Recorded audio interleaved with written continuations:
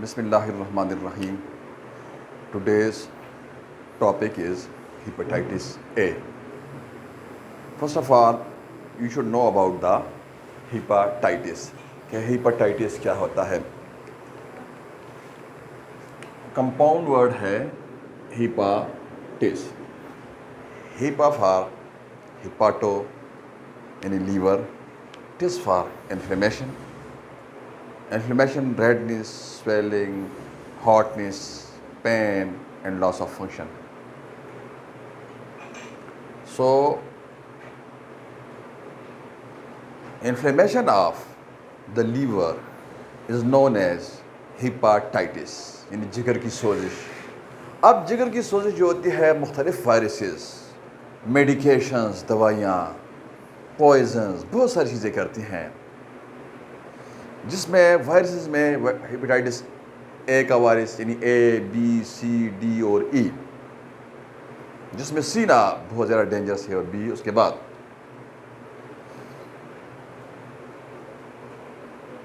अब इसके बाद जो आज हमारा टॉपिक है वो है हेपेटाइटिस ए का.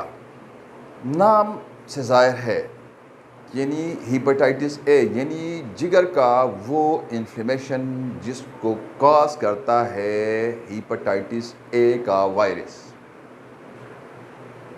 Clear? So what we have learn कि hepatitis A is caused by HAV यानी hepatitis A virus. Right? It is self limited disease and it is highly contagious disease, highly infectious. इंतहाई मुतअद्दी बीमारी है ये. Root of transmission क्या है? ये through orofaecal ना ये स्प्रेड होता है. मैं समझाता हूँ ट्रांसमिशन प्रॉपर. मोस्ट कॉमन है जितने भी hepatitis A, B, C, D और ई टाइप्स हैं, इन सब में जो मोस्ट कॉमन है वो है हेपेटाइटिस ए.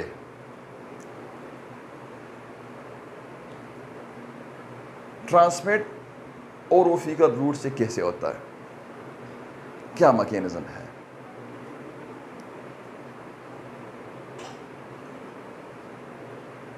हवा में वायरसेस, बैक्टीरिया, फंगसेस और पैरासाइट्स की कॉलोनियाँ हैं. डेली रूटीन लाइफ में हम ना ट्रांसफ़र करते रहते हैं एक दूसरे को. हमारे स्किन पे भी ना बहुत सारे जर्म्स होते हैं, तो हम ट्रांसमिट करते हैं एक दूसरे को जरासीम. लेकिन जब कभी भी मुख्तलिफ वजूहात की बिना पे लेट्स सपोज ना या हमारे जिस्म पे कोई ज़ख़म होता है या हमारा इम्यून सिस्टम डिप्रेस होता है, तो वो नुकसान कर देते हैं वो जरासीम. This is what we call ना इन्फेक्शन कर देते हैं.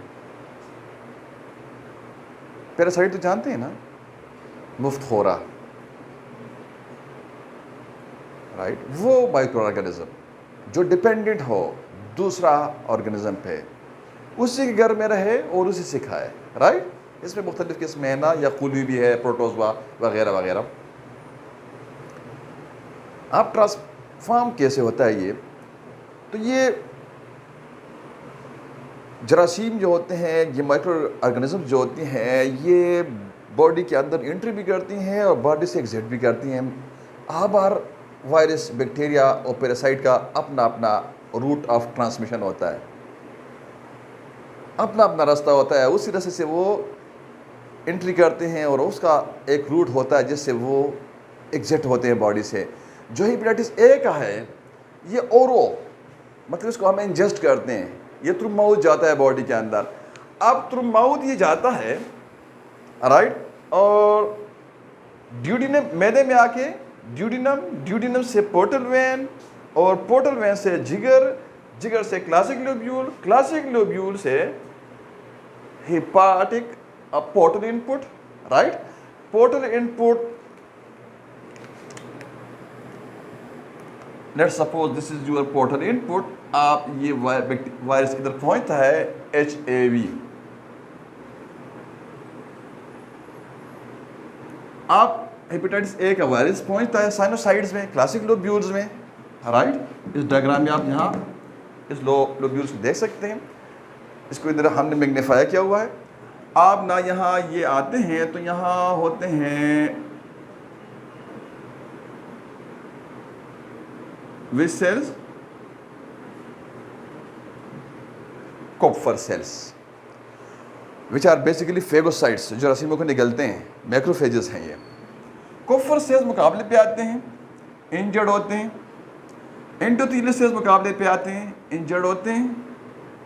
अब ये इंजरी इधर होता है तो इंजरी होने के बाद जो इन्फ्लेमेटरी मीडिएटर्स होते हैं, रीनिन सिस्टम होता है, काइनिन सिस्टम होता है, कॉम्प्लीमेंट सिस्टम होता है, न्यूट्रोफिल्स, लिम्फोसाइट, ये सारे पहुंचते हैं। अब ये सारे पहुंचते हैं तो क्या इन द रिजल्ट यहां हो जाती है इन्फ्लेमेशन। अब this is what we call ना हेपेटाइटिस, राइट। इसको कहते हैं ना हेपेटाइटिस, यानी जिगर की सोजिश, राइट। अब इसका रूट ऑफ ट्रांसमिशन क्या है? ओरोफिकल। ये बात हम कर रहे थे, कैसे होता है। एक बंदा होता है, बीमार शख्स होता है हेपेटाइटिस ए का, यानी affected person from hepatitis A. अब वो ना वो बाउल मूवमेंट करता है, वॉशरूम यूज़ करता है। अब वॉशरूम यूज़ करने के बाद ना वो प्रॉपर हैंड वॉशिंग नहीं करता। अब ना उसके हाथ पे वायरस आ जाता है। अब ना वो जिस चीज़ को भी यूज़ करता है तो उसको कॉन्टेमिनेटेड कर देता है with hepatitis A virus. Let's suppose आप एक एग्जांपल लेते हैं, वो वॉशरूम का दरवाज़ा खोलता है तो कुंडी को हाथ लगाता है तो कुंडी को ट्रांसफ़र कर देता है जरासीम। अब दूसरा बंदा आता है, वो वॉशरूम का दरवाज़ा खोलता है तो कुंडी खोलता है, वो हाथ लगाता है, वो जरासीम ले लेता है। अब वो जरासीम उसके हाथ पे आ जाती है। अब ना वो या खुजली करता है या मुंह को हाथ लगाता है, राइट, तो ये जरासीम वो इंजेस्ट कर लेता है और ना इसी रूट से ना ओरोफिकल रूट से ना थ्रू पोर्टल वेन ना इधर पहुंच जाते हैं, राइट। अब जब ये बंदा एक्वायर्ड करता है HAV वायरस को, तो इंक्यूबेशन पीरियड में जब बॉडी पे बीमारी का क्लिनिकल ऑनसेट नहीं होता, 2 वीक्स, 2 हफ्ते, ये स्टूल में HAV यानी हेपेटाइटिस ए के वायरस को एक्सक्रीट करता है। इसके स्टूल में ना जो बीमार बंदा होता है, हेपेटाइटिस ए का वायरस जो होता है उसका इखराज होता है। अब जब बीमारी का क्लिनिकल ऑनसेट होता है, बॉडी पे डिस्प्ले होता है, सिम्टम्स का इजहार होता है, तो 1 वीक तक ना इसका स्टूल के अंदर हेपेटाइटिस ए का वायरस मौजूद होता है। अब ये कुल 3 वीक्स बनते हैं, 21 दिन बनते हैं। उसके बाद ना ये मरीज जो होता है ये इसके स्टूल के अंदर हेपेटाइटिस ए का वायरस जो होता है वो एक्सक्रीट नहीं होता। अब इससे ना दूसरे बंदे को ये बीमारी स्प्रेड नहीं होती। अब ये सेफ हो जाता है इधर। Am I clear? Any question up to this? Mechanism समझ गए आप कि क्या मैकेनिज्म है, और रूट ऑफ ट्रांसमिशन भी समझ गए, राइट। अब ना व्हाट वी हैव लर्न कि proper hand washing is the best defence against the hepatitis A virus. Clear? Hepatitis A virus जो है does not lead to CLD, like जो हेपेटाइटिस सी का वायरस होता है। हेपेटाइटिस सी का मरीज जो होता है ना, he will be more prone to develop HCC, hepatocellular carcinoma, liver cirrhosis, atrophy होती है लीवर की। CLD में मरीज जाता है, बहुत ज़्यादा चांस होते हैं उसको। हेपेटाइटिस ए का जो है ना, ये इसका मरीज CLD में नहीं जाता।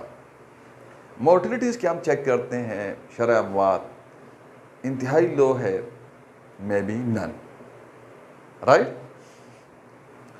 अब इसके बाद अब हम इसका क्लिनिकल प्रेजेंटेशन देखते हैं। तो क्लिनिकल जो इसका प्रेजेंटेशन होता है उसको हम 3 हिस्सों में तकसीम करते हैं, राइट। एक ना प्री एक्ट्रिक, राइट। लेट्स सपोज ये मेरी एक जो राइट हैंड है ना, ये प्री एक्ट्रिक, ठीक है जी। अब ना ये मेरा बॉडी, ये क्या है? एक्ट्रिक फेस। आप ना ये वाला हाथ, ये रिकवरी फेज, राइट ना।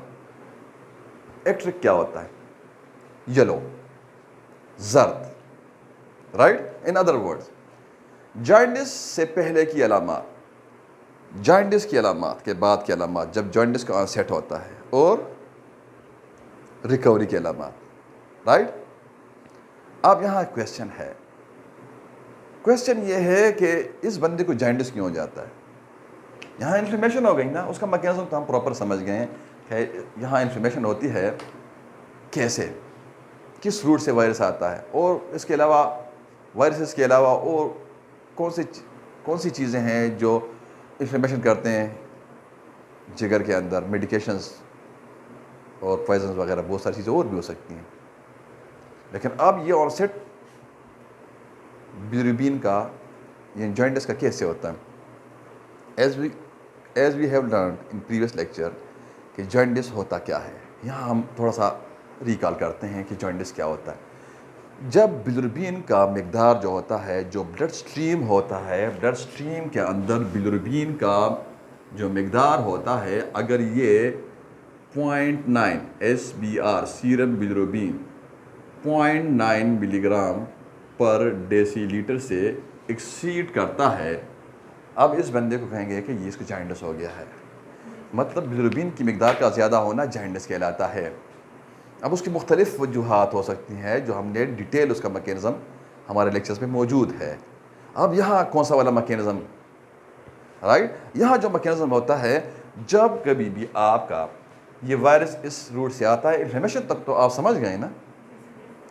अब ये वायरस क्या, अब ये वायरस जो होता है, ये वायरस ये साइनोसाइड से आता है स्पेस ऑफ डीसी में, स्पेस ऑफ डीसी से हिपेटोसाइट्स में, हिपेटोसाइट से ये जो फेस है, इपिकल फेस ऑफ द हिपेटोसाइट है, ये सीक्रेट होता है बाइल में।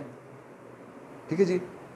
कैसे हमें पता चला कि ये बाइल में सीक्रेट होता है, जब ये एक्सक्रीशन इसके स्टूल में होती है, राइट। तो ये क्या सजेस्ट करता है, ये सजेस्ट करता है क्या इसका ये वायरस जो है ना, ये इस रूट से जाता है, ये सेंट्रल वेन में नहीं जाता।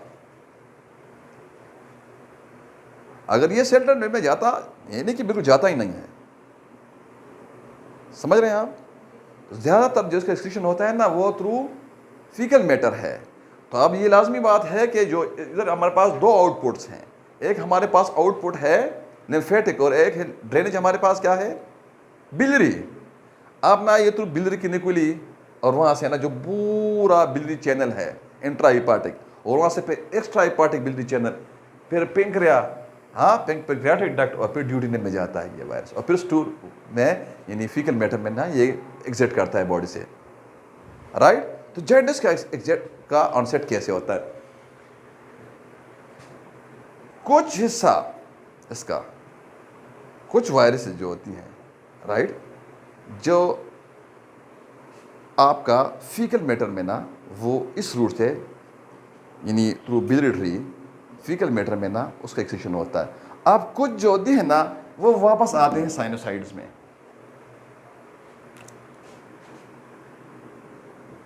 अब इधर वापस आ गए, आप इधर वापस आएंगे तो ये इधर ट्रायड वाला जो साइड है, इस डायरेक्शन पे ये वायरस नहीं जाएगा, इस डायरेक्शन पे कोई भी चीज़ वापस नहीं जाता, राइट। या इस डायरेक्शन से जाएगा और या ना सेंट्रल वेन में आएगा। अब सेंट्रल वेन से ना, सेंट्रल वेन से ये थ्रू हेपाटिक जो वेन होता है, समझ रहे हैं आप लोग, थ्रू हेपाटिक वेन जो होता है ये ब्लड स्ट्रीम में जाता है, पहुंच गया है ब्लड स्ट्रीम में। ब्लड स्ट्रीम, ब्लड को थोड़ा सा चेक करते हैं। ब्लड दो हिस्से होते हैं, प्लाज्मा होता है और दूसरा जो होता है ये आपका सिलेंडर पार्ट होता है। सिलेंडर पार्ट में आरबीसी होता है, डब्ल्यूबीसी होता है और प्लेटलेट्स होते हैं, पीएलटी होता है।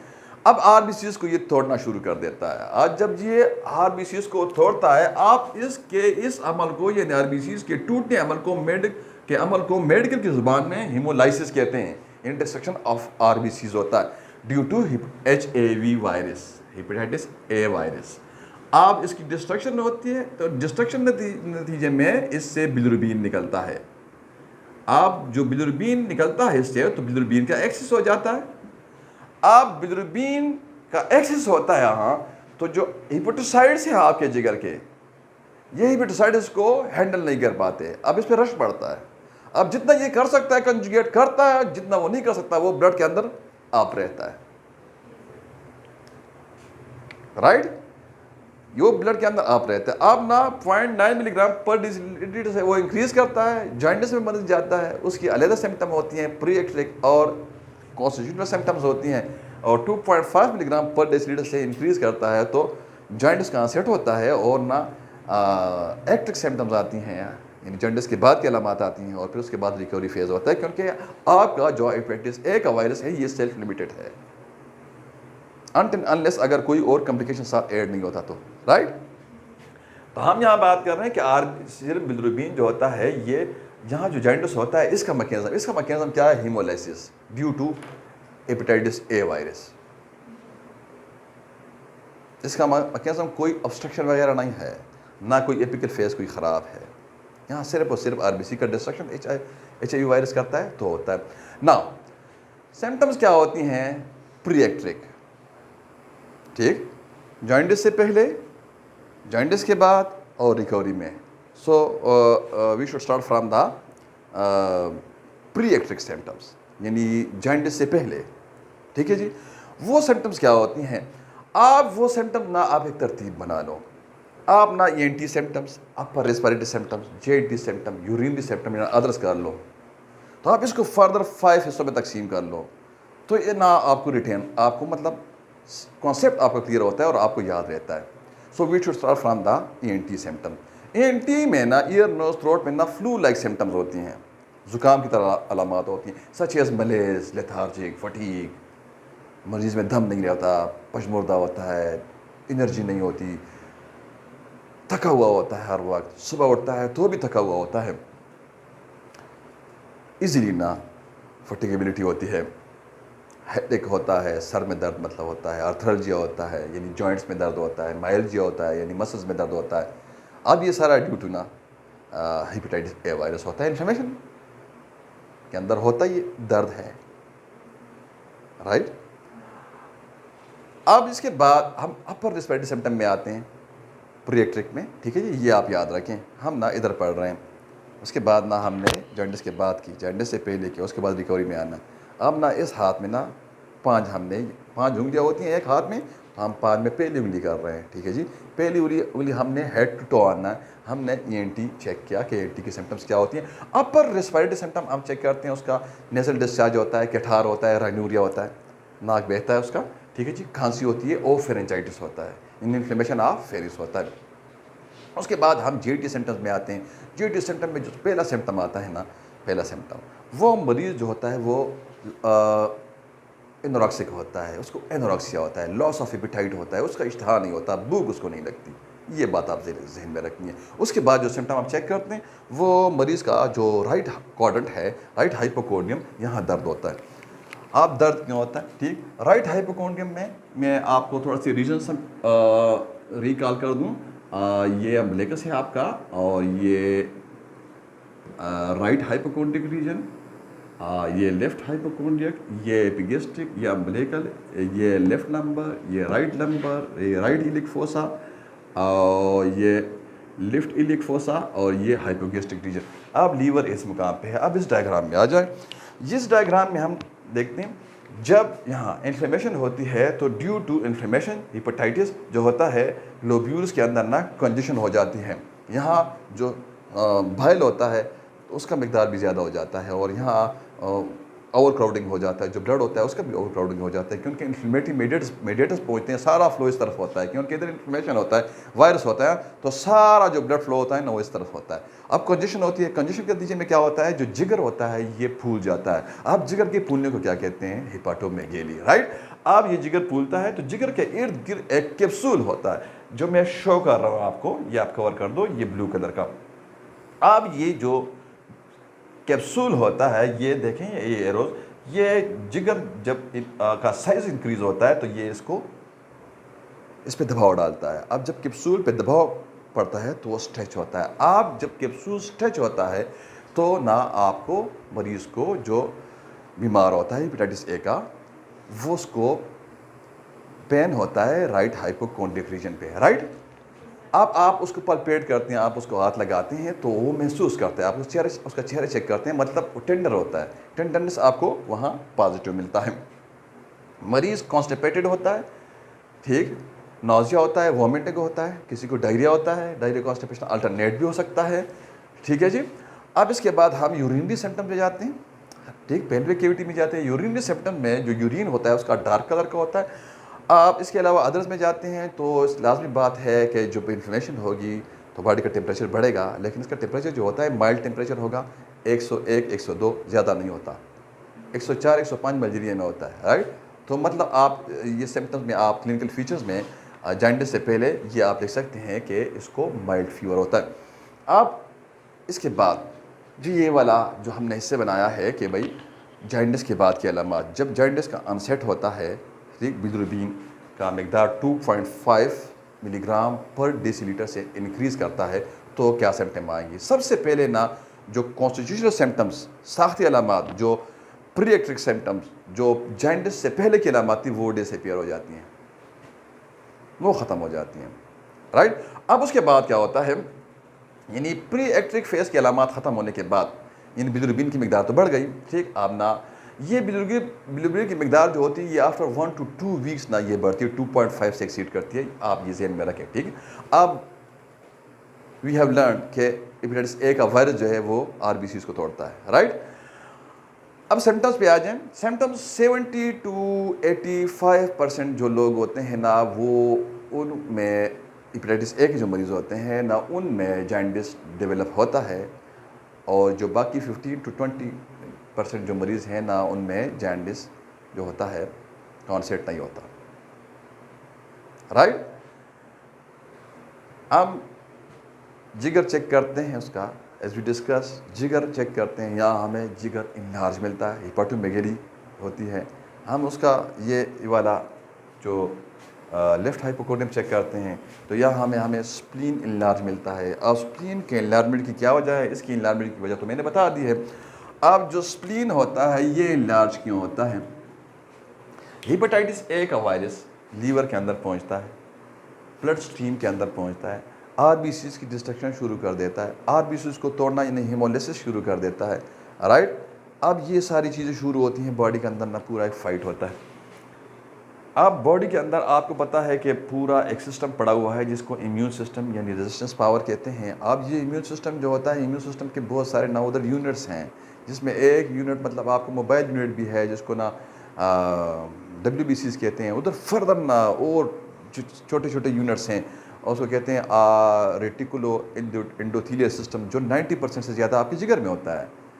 बेसिकली वो उन खलियात का निज़ाम है जो जरासीमों को निगल लेते हैं।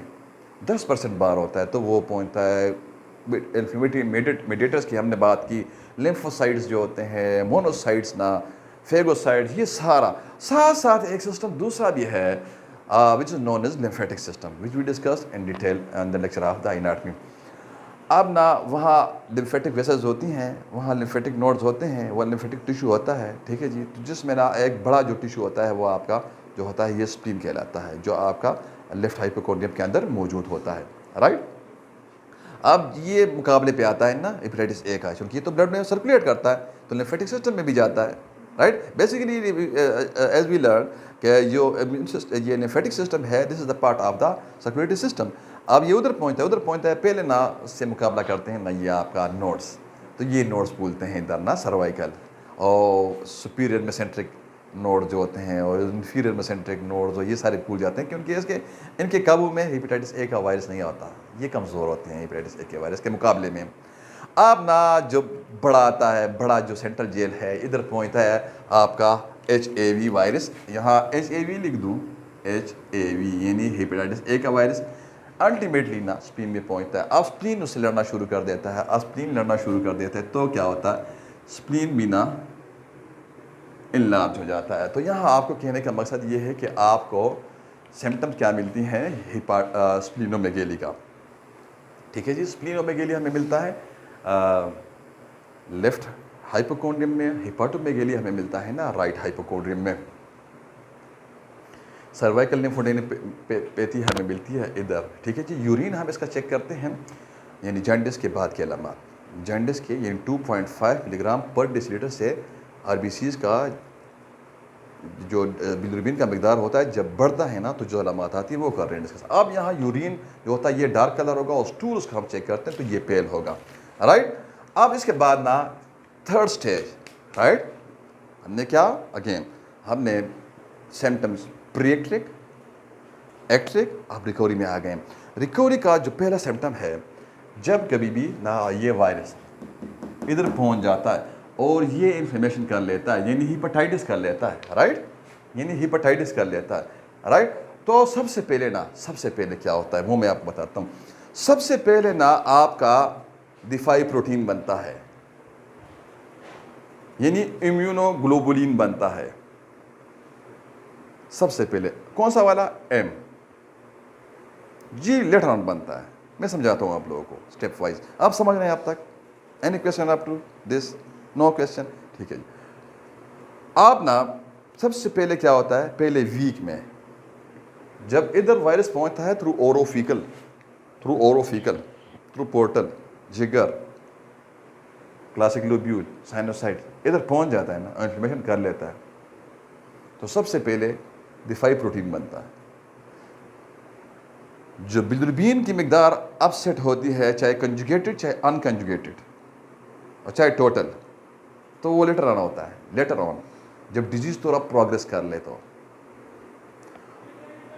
अगर आईजीजी बनता है ना, आईजीजी, तो वो भी आईजीएम से के बाद बनता है। पहले हफ्ते में इम्यूनोग्लोबुलिन जी, आईजीजी बनता है। उसके बाद मैं आपको प्रॉपर टाइम समझाता हूँ। उसके बाद ना जो दिफाई प्रोटीन बनता है वो आईजी जी बनता है एम के बाद, ठीक है जी। पहले एम फिर जी, समझ गए यहाँ तक? अब उसके बाद ना अगर ये आरबीसीज काबू में नहीं, ये एचएवी वायरस काबू में नहीं आता इम्यून सिस्टम का, जितने आपने यूनिट गिनवाए हैं आपको, और इम्यून सिस्टम आपका हारता है, तो उसके बाद जो थर्ड ना आपको जो सिम्टम आएगा ना अंदर बॉडी के अंदर, वो बिलिरुबिन का जो रेशो है ना ये ऊपर नीचे हो जाएगा, कंजुगेटेड अनकंजुगेटेड बोथ, उसका रेशो ऊपर नीचे हो जाएगा, तो वहां आपको इंडिकेशन मिलेगा। अब ना लेटर ऑन अगर कॉम्प्लिकेट होता है ये, तो जब लीवर के सेल्स जो होते हैं ना, ये प्लाज्मा सेल्स होते हैं एज वी डिस्कस्ड, जो हिपेटोसाइट्स होते हैं, जो कुफर सेल्स होते हैं, जो एंडोथेलियल सेल्स होते हैं, स्पेशली जो पेरेन्काइम ऑफ द लीवर है which is known as hepatocytes जो होते हैं, हिपेटोसाइट्स टूटते हैं। अब ये सेल्स जब हिपाटोसेलुलर डैमेज यानी इंजरी होती है, तो उसके अंदर तो एंजाइम होते हैं, उसके अंदर तो एसजीपीटी होता है, उसके अंदर तो एएसटी होता है। अब क्यों होता है? चीज़ों को ट्रांसफॉर्म करने के लिए होता है ना, ये तो लैब है। अब ना इसके सिर से एंजाइम आना शुरू हो जाएंगे। तो एंजाइम्स कहने का मकसद ये कि एंजाइम जो है ना, आप एसजीपीटी हो, ये आप एंजाइम आपने बाद में करने हैं, ये तो जब बहुत ज़्यादा और तीसरे स्टेज में जाएगा ना, तीसरे मरहले में ना आपके जब सेल डैमेज होंगे तो ना एंजाइम आएगा। उसके बाद ना ये जो बिलियरी ट्री होता है अंदर, जो सफरावी नालियाँ होती हैं, अगर वो डैमेज होती है तो अल्कलाइन फास्फेटेज जो होगा ना वो ज़्यादा आएगा। अब उसके बाद ना अगर ये लीवर जो है ना ये श्रिंक करना शुरू कर देता है, अल्टीमेटली ना इसके सेल मरना शुरू हो जाते हैं ना। जब ये पहले तो ये अडॉप्टेशन करेगा, अगर ये अडॉप्ट नहीं कर पाता तो क्या होगा? मरना इसने। अब जब सेल मरना शुरू होगा तो जिगर, अब तो जिगर का साइज ना डिक्रीज होना शुरू हो जाएगा। अब जिगर का साइज जब डिक्रीज होगा तो मतलब ये तो बहुत सारे प्रोटीन्स बनाता है। जो मोस्ट अबंडेंट, जो बहुत ज़्यादा हिस्सा है प्रोटीन आपके प्लाज्मा में प्रोटीन का, ये तो जिगर बनाता है आपका। अब ना उधर ना प्रोटीन जो है ना A0 ये आना शुरू, पीटी प्रोलांग होना शुरू हो जाएगा, पीटी प्रोलांग होना शुरू हो जाएगा। उसका मतलब क्या है कि ये लास्ट स्टेज में चला गया है ना। अब ना यहाँ से रिवर्स करना इसको इंतहाई मुश्किल होता है। तो कहने का मकसद ये है कि सबसे पहले आपने क्या करना है, सबसे पहले आपने क्या करना है इन्वेस्टिगेशन में, सबसे पहले ना आपने एंटीबॉडी टेस्ट करना है, सीरोलॉजी को आपने कंसल्ट करना है, ठीक, जो प्रॉपर मैं आपको आगे और भी समझाता हूँ। रिकवरी फेज में क्या होता है, ये आपने पॉइंट पे आते हैं। रिकवरी फेज में ये होता है कि सबसे पहले जो एपिटाइट होता है ये रिटर्न होना शुरू हो जाता है, राइट। और उसके बाद ना ये जो जॉइंटिस का जो बिलिरुबिन है इसका मिकदार कम होना शुरू हो जाता है, तो जॉइंटिस जो होता है ये डिसअपीयर होना शुरू हो जाता है। स्किन जो होता है ये साफ होना शुरू हो जाता है, जो आई बॉल वाइट होता है ना ये साफ होना शुरू हो जाता है। समझ रहे हैं आप, ठीक। अब ना जो पेन होता है ना ये राइट हाइपोकोंडियम में इधर, अब ना ये ठीक होना शुरू हो जाता है क्योंकि जिगर अपना साइज पे आना शुरू हो जाता है। जो जिगर कैप्सूल होता है ना उससे ना जो उस पर प्रेशर होता है ना वो प्रेशर रिलीज हो जाता है। अब वो स्ट्रेच हुआ होता है तो अपनी साइज आ जाता है, तो पेन रिलीज हो जाता है। आपने टेंडरनेस जो होता है ना वो ख़त्म हो जाता है, मरीज़ बेहतर महसूस करना शुरू कर देता है। समझ गए आप, this is what we call ना रिकवरी फेज। फेजेस हमारे हो गए कंप्लीट। अब फेज के बाद डायग्नोज में आपको बता दिया है कि सबसे पहले आपने क्यों कंसल्ट करना है सीरोलॉजी को, राइट।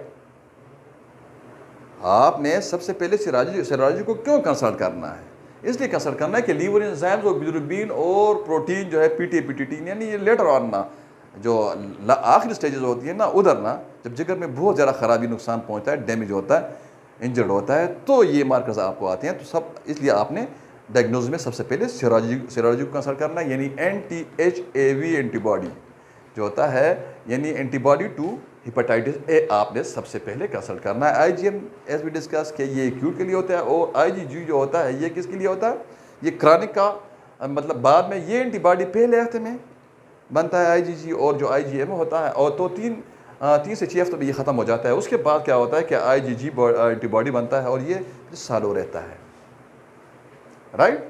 इसके बाद जो हमारे पास पॉइंट है वो है इन्वेस्टिगेशन का। इन्वेस्टिगेशन तकरीबन मैंने आपको इधर समझा दिया है, ठीक है। यहाँ रिपीटेशन लिखा हुआ है तो मैं वो आपको बता दूँ कि सबसे पहले आपने बिलिरुबिन चेक करना है, आफ्टर सीरोलॉजी हो गई ना।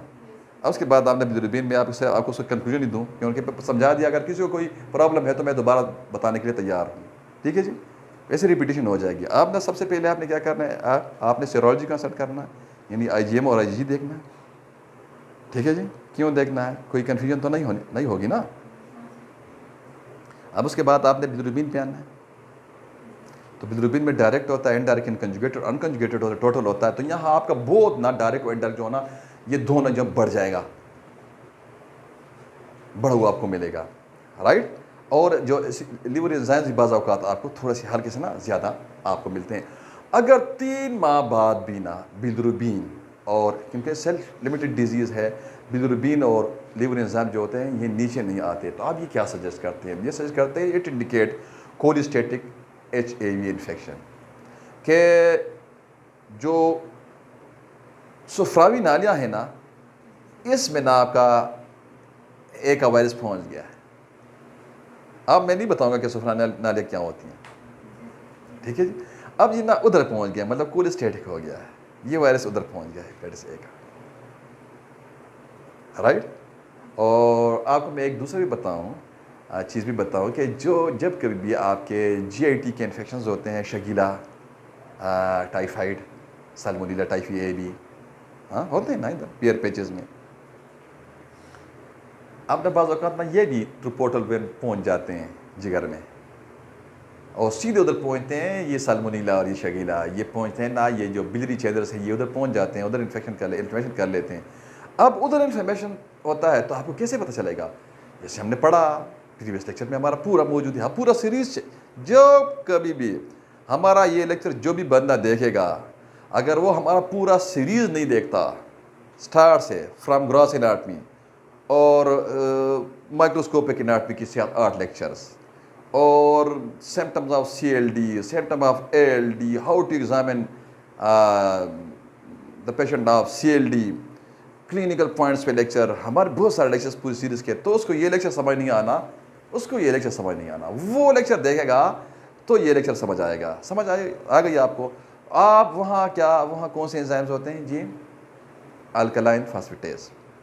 अल्कलाइन फास्फेटेज जो होगा, ठीक है जी, ये जब यहाँ इंजरी होगी ना तो अल्कलाइन फास्फेटेज आपको इंक्रीज मिलता है। सीरम बिलिरुबिन जब 20 अक्सर जो होता है ये अगर 20 मिलीग्राम पर डेसीलीटर से अगर ये आपको ज़्यादा मिलता है तो इट इंडिकेट ना सीवियर डिजीज़। ये आपको सीवियरिटी शो करता है कि लीवर बहुत ज़्यादा इंजर्ड हो गया है। लीवर एंजाइम्स में वही आपने SGPT, AST और ALP आपने चेक करना है, राइट। आप ना प्रोटीन जो हमने आपको बताया, आपने PT चेक करना है। तो PT आप उसको देखते हैं तो PT में आपको क्या मिलता है ये मैं आपको बताता हूँ। तो PT आपको प्रोलॉन्ग मिलेगा, प्रोथ्रोम्बिन टाइम आपको प्रोलॉन्ग मिलता है, ठीक है जी। अब ये प्रोलॉन्ग मिलेगा आपको, तो इसका मतलब क्या है? It indicate what? It indicate worse prognosis. Prognosis मतलब चांस रिकवरी का, मतलब इस बंदे का रिकवरी का चांस जो होता है ना इंतहाई कम होता है। अब मे बी नन, राइट। यहाँ ना उसका रिकवरी का चांस इंतहाई कम है, क्योंकि अभी PT प्रोलॉन्ग हो गया है ना, समझ। मतलब ये कि लीवर जो है ना, लीवर अब डैमेज है काफ़ी, और मतलब वो सिकुड़ रहा है, उसकी एट्रोफी हो रही है, ठीक। अब CBC चेक करते हैं, कंप्लीट ब्लड काउंट, इसको ब्लड CP भी कहते हैं, कंप्लीट पिक्चर भी कहते हैं। इधर जो लिम्फोसाइट्स होते हैं ना DLC में, लिम्फोसाइट्स जो होते हैं ना, ये आपको एटिपिकल इनलार्ज मिलते हैं ना, ये आपको फूले हुए मिलते हैं, ठीक है जी। देखें ये वायरस जिधर जिधर जाता है ना, ये ब्लड में फिरता है, तो ये आपका जो लिम्फोसाइट्स होते हैं ना वो फूल जाते हैं, ये आप जिगर पे पहुंचता है वो फूल जाता है, ये स्प्लीन में पहुंचता है वो फूल जाता है, ये लिम्फेटिक नोड पे पहुंचते हैं वो फूल जाता है। ये तगड़ा वायरस होता है ना, इसको ये सारे मुकाबले में आते हैं। तो आप डॉक्टर ने उसको एड देना है, ठीक है, सपोर्ट करना है बॉडी पे। सिम्टम तभी तो आती है ना कि बॉडी को क्राइसिस में होता है, तो डॉक्टर क्या करता है, उसको एड देता है और आगे से ना उसको अच्छे खाने भी खिलाता है। मतलब हाई कोलेस्ट्रॉल डाइट में अभी आप आगे आपसे डिस्कस करता हूँ, डाइट में हमने पॉइंट रखा हुआ इधर, और दवाइयों से और खुराक से उसको ऐड देता है, रेस्ट से उसको ऐड देता है। मतलब रेस्ट का मतलब क्या होता है कि इसके पास पहली एनर्जी नहीं है, तो कैलोरीज बचाने के लिए भी आप रेस्ट करो। रेस्ट का मतलब सीधा सीधे ये है, और कोई मतलब उसका नहीं होता। तो बात कर रहे हैं ना हम इन्वेस्टिगेशन की, तो आप उसके बाद यूरिन आरी आप करवाते हैं उसको। आरी का मतलब है रूटीन एग्जामिनेशन, इसको DR भी कहते हैं, डेली रूटीन भी कहते हैं यूरिन। वहाँ आपको ना बाइल साल्ट मिलता है, बाइल पिगमेंट मिलता है। जॉन्डिस से पहले ये आपको मिलता है बाइल साल्ट और बाइल पिगमेंट, यानी आपको मिलता है प्री एक्ट्रिक फेज में। ये बात आपने ज़हन में रखनी है। एल्ब्यूमिन हम उसका फिजिकल सेक्शन चेक करते हैं, यूरिनारी का हम एल्ब्यूमिन चेक करते हैं। एल्ब्यूमिन जो होता है ये आपको सिंगल प्लस मिलता है, ठीक है जी। तो आपको अगर एल्ब्यूमिन सिंगल प्लस मिलता है तो उसका मतलब यह नहीं होता कि उसको नेफ्रोटिक सिंड्रोम हो गया है, वो due to hepatitis A virus होता है। अब अगर आपको 4+, 5+ मिलता है तो यू शुड कंसल्ट RFTs। सबसे पहले आपने माइक्रो एल्ब्यूमिन स्पॉट चेक करना है। वाह, यूरिया क्रिएटिनिन क्यों नहीं करना? यूरिया क्रिएटिनिन तब ना ये मार्कर, ये तब ना ये आपको ज़्यादा मिलता है, यानी क्रिएटिनिन आपको ज़्यादा मिलता है 0.9 से, और 40 से ऊपर आपको यूरिया मिलता है जब 2/3 किडनी डैमेज हो जाए, तो वहाँ से रिवर्स करना मुश्किल होता है। आपने माइक्रो एल्ब्यूमिन स्पॉट करवाना है, तो जब माइक्रो एल्ब्यूमिन स्पॉट आप करते हैं, माइक्रो एल्ब्यूमिन स्पॉट आप करते हैं, तो अगर किडनी को ना 0.5 ना आपको ऐसे भी डैमेज हुआ होता है, तो ये आपको ये मार्कर आपको ना ये रिलायबल मार्कर है, तो ये आपको बताएगा यहाँ से आप इजीली रिवर्स कर सकते हैं। और यूरिया क्रिएटिनिन जो है, अगर 2/3 किडनी डैमेज होता है तो आपको, तो you should consult then RFTs, right. Point में रहते हैं, टॉपिक पे वापस आते हैं, लेकिन सिर्फ आपको एल्ब्यूमिन समझा रहा था कि एल्ब्यूमिन अगर सिंगल प्लस आता है तो आपने किडनी को नहीं, RFTs को नहीं कंसल्ट करना। This is due to hepatitis A virus. बस ये पॉइंट आपको समझाना था। अब केमिकल सेक्शन के बाद हम microscopic section of the routine examination में आते हैं। तो वहाँ हम चेक करते हैं 1 या 2 आपको RBCs मिलते हैं पर हाई पावर फील्ड। अब ये आप UTI इंडिकेट नहीं करता कि ये बंदा the patient suffering from urinary tract infection और आप ना वहाँ UTI का इलाज शुरू कर दें, यूरिनरी एंटीसेप्टिक वगैरह यूरेक्सिन में आप जाएं। आपको पता होना चाहिए कि this is due to the hepatitis A. अब अगर आपको ये न्यूनेस मिलता है तो this is the characteristic peculiar sign of the kidney stone, so you should consult x-ray KUB, then you should consult ultrasound, and मतलब कहने का ये कि further workup should be done then. लेकिन यहाँ आप एक दो आता है आप ना उधर आप कंसल्ट करते हैं ये चीज़ें, तो आप ना इससे मरीज के पैसों का और टाइम का ज़िया होता है, राइट। ये आपका लेक ऑफ नॉलेज की वजह से होगा, वरना आपने सिर्फ और सिर्फ जिगर का इलाज करना है तो उसका यूटीआई भी ठीक होगा, राइट। अब उसके बाद ना आप यूरिन में चेक करते हैं, यूरोबाइलोनोजिन होता है उसके अंदर। तो सबसे पहले क्वेश्चन यहाँ ये है कि यूरोबाइलोनोजिन होता क्या है। यहाँ आपका इस लेवल से इधर ये बिलिरुबिन जो होता है, बिलिरुबिन जिगर बनाता है आप फैट्स को हजम करने के लिए बनाता है, आप थ्रू इंट्राहिपाटिक चैनल, उसके बाद right hepatic, left hepatic, common bile duct, pancreatic duct, centre of die, and then release into the second part of the duodenum for what, यहाँ से खाना आता है, राइट।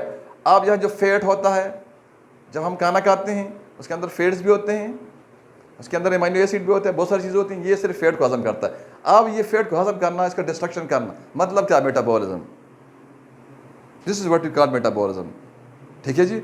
अब इस मेटाबॉलिज्म के नतीजे में यूरोबाइलोनोजिन बनता है, राइट, समझ गए ना। ये कलर लेस पिगमेंट होता है, पिगमेंट मतलब डाई, ठीक है जी, नेचुरल डाई जो होता है, ठीक है। अब ना ये यहां से प्रोड्यूस होता है, गट इसको प्रोड्यूस करता है, राइट, गट इसको प्रोड्यूस करता है, यहां तक समझ गए। अब यूरिन, आप आरी में वापस आ जाए रूटीन एग्जामिनेशन में, जो यूरोबाइलोनोजिन जो होता है ये आपका बिलिरुबिन के मेटाबॉलिज्म के नतीजे में ये गट प्रोड्यूस करता है। तो कुछ जो यूरोबाइलोनोजिन जो होता है ये स्टूल में हो जाता है एक्सक्रीट, और कुछ जो होता है ये रीअब्जॉर्ब हो जाता है। अब जब रीअब्जॉर्ब होगा तो थ्रू जाएगा ब्लड स्ट्रीम में, राइट। अब जब ब्लड स्ट्रीम में जाएगा तो किडनी की तरफ से आना है, क्योंकि ये इसको जरूरत तो नहीं आप इसकी बॉडी में ना, फिर यूरिन किडनी ने निकालना, ये भी आप तो आपकी यूरिन में भी आपको मिलता है, राइट। एक्सेप्ट अगर ऑब्स्ट्रक्टिव जॉन्डिस है, अगर ऑब्स्ट्रक्टिव जॉन्डिस है एक बंदे को, तो उसका यूरिन के अंदर यूरोबाइलोनोजिन भी नहीं होगा, और उसके स्टूल के अंदर भी एज वेल एज उसके स्टूल के अंदर भी ना यूरोबाइलोनोजिन नहीं होगा। वाई? यहां इंट्राहिपाटिक या एक्स्ट्रा हिपाटिक अगर कई ऑब्स्ट्रक्शन होती है सुफ्रावी नालियों में, कहीं ऑब्स्ट्रक्शन होती है तो बाइल इधर तक पहुंचता ही नहीं है। अब जब बाइल ड्यूडिनम तक, गट तक नहीं पहुंचता, तो बाइल का मेटाबॉलिज्म भी नहीं होगा। जब बाइल का मेटाबॉलिज्म नहीं होगा तो यूरोबाइलोनोजिन जो है ये गट प्रोड्यूस करेगा।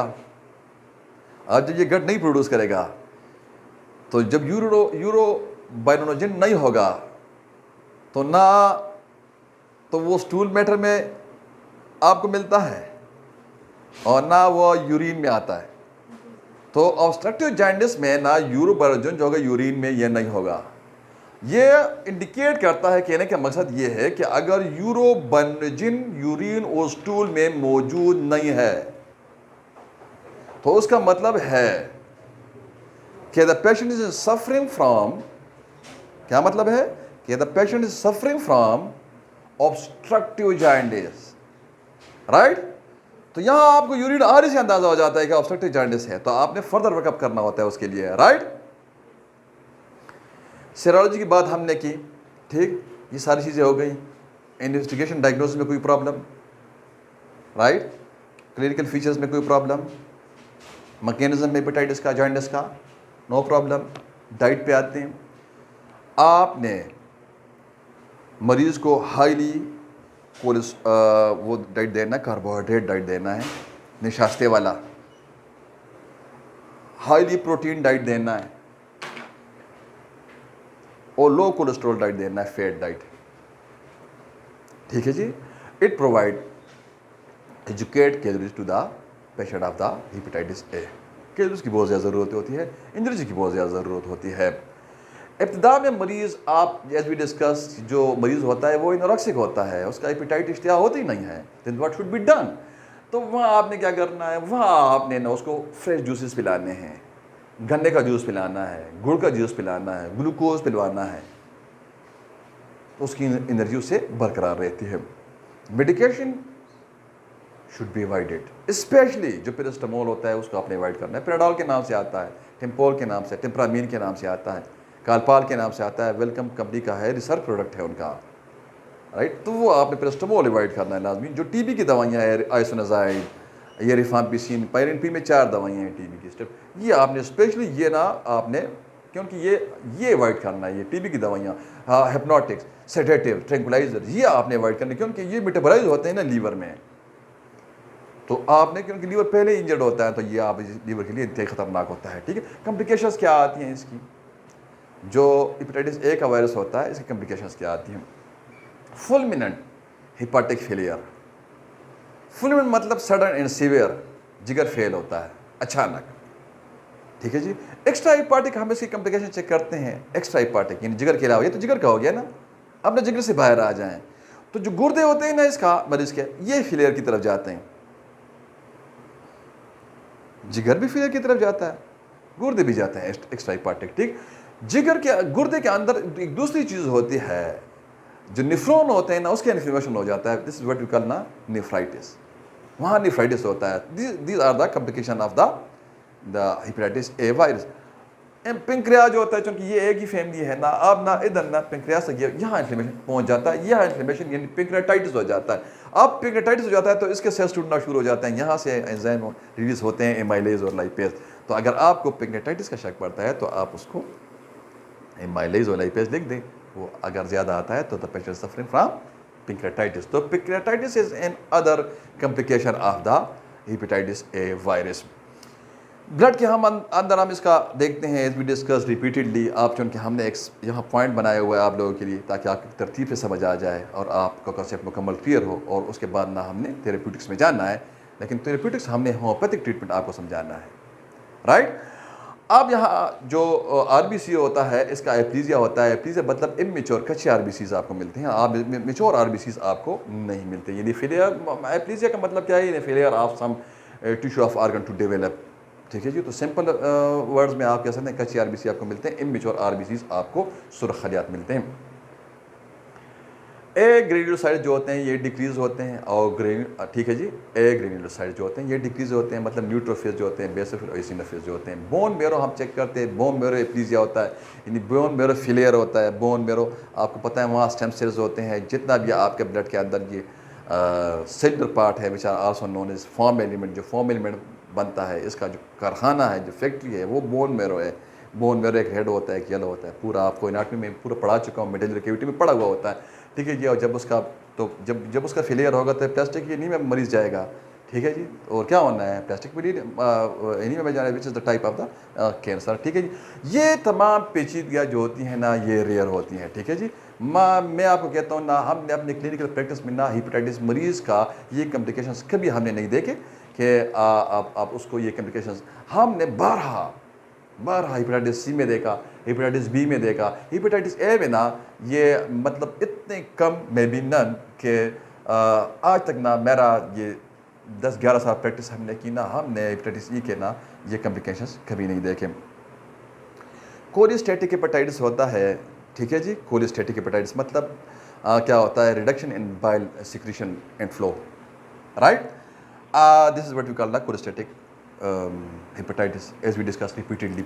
अब यहाँ बात आ गई ना, इसको पहचानते कैसे हैं। इसका आप पहचानते हैं ना, जब सीरो बिलिरुबिन नीचे नहीं आएगा लंबे अरसे तक, तो ठीक है, क्या निशानी होगी, बॉडी पे ना खारिश होती है, प्रोराइटिस होता है, राइट, फीवर होता है, डायरिया होता है, वेट लॉस करता है मरीज़, और जो उसका सीरो बिलिरुबिन होता है ना, ये ना होता है मोर देन ना 10 मिलीग्राम पर डेसीलीटर ये रहता है, राइट।